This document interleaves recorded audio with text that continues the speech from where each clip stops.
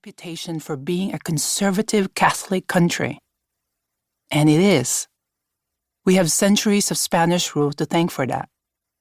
But as journalist Carmen Guerrero Nakpil famously said, the Philippines spent 300 years in a convent and 50 years in Hollywood. We embrace spectacle and theatricality with open arms. When I was growing up, Catholicism and trans beauty pageants inspired equal fanaticism. Families would go straight from Mass to watching the Super Sirena trans pageants on TV back at home. No one really saw this as a paradox. It was just part of our unique cultural blend. If social media had been big back in 2005, I would have been screwed.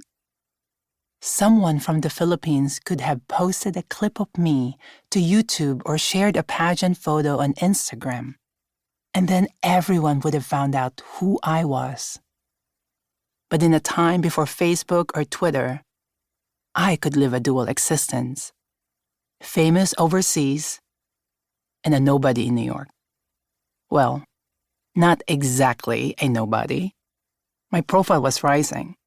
I was on the cover of magazines, appearing widely in lingerie and fashion advertising. A commercial I had shot the year before for Emerson Radio that was playing in Times Square, and an ad I'd appeared in for Rimmel a few months earlier, as risky as they were both lifelong fantasies come true. When I was dominating pageants in the Philippines, my mentor once showed me a newspaper clippings of an international model named Caroline Cosse, better known as Tula, who had appeared in prestigious magazines like Harper's Bazaar and been photographed for Playboy. Tula was transgender, but no one knew it. Not at first, anyway.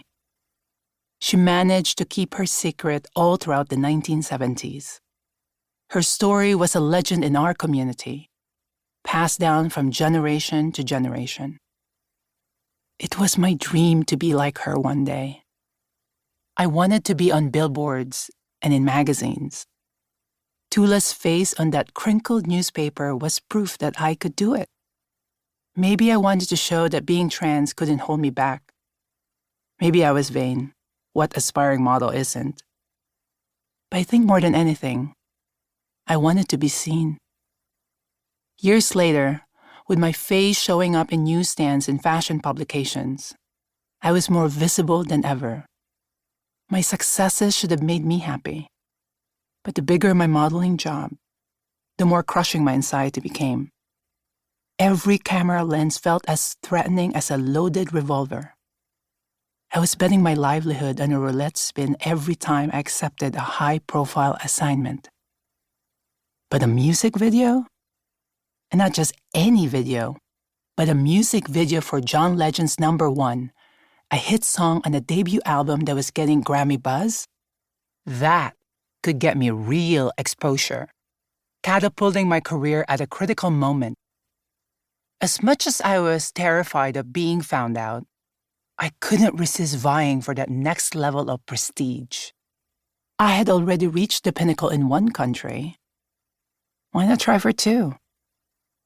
Breaking through in the United States would be hugely validating, not just of my looks, but of everything I had sacrificed to get to this point. I had left my celebrity standing in the Philippines and my family and friends in California, all to make it as a model in New York. As I prepared for the shoot, I thought about all the women who had made names for themselves by starring in sexy music videos. I mean, everyone remembers the iconic trio of Naomi Campbell, Christy Turlington, and Linda Evangelista in George Michael's video for Freedom. Helena Christensen's role in the sensual black and white video for Chris Isaak's Wicked Game sent her career into the stratosphere. I wanted to follow in these women's footsteps. They had cemented their place in pop culture by appearing as themselves. And yet, I couldn't be seen. Not fully. Not for who I am. In 1981, Tula was publicly out.